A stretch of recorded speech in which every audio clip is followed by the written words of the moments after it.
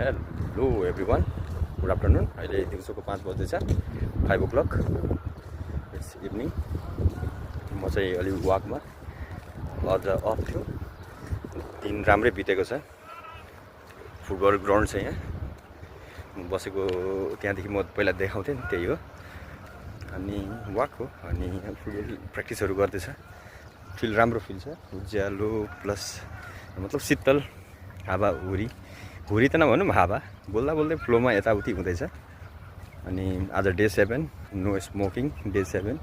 आफूलाई एकदम relax feel भएको छ। म उताबाट घुमेर आउनु पऱ्यो। अनि यहाँ माहौल हेर्न सक्नुहुन्छ यस्तो छ, टक्क राम्रो छ। सबैजना खेल्दैछन्, बिजी छन्।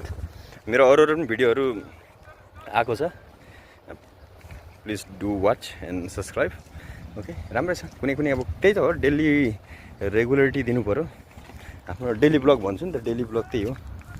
मलाई त्यो लाज छैन। आई डोन्ट फिल साई कि के गर्दैछन् मान्छेले भन्छ, आई डोन्ट केयर। मलाई त्यो छैन, जस्ट पोस्ट गरेको गर्छु। ओके, मेरो टार्गेट जे छ, मेरो जुन सोच लिएको छु त्यो हिसाबले म हिँड्छु। मैले पहिला स्टप गरेको थिएँ भिडियोहरू हाल्न, कन्टिन्युटी दिन्छु, डेफिनेटली हुन्छ।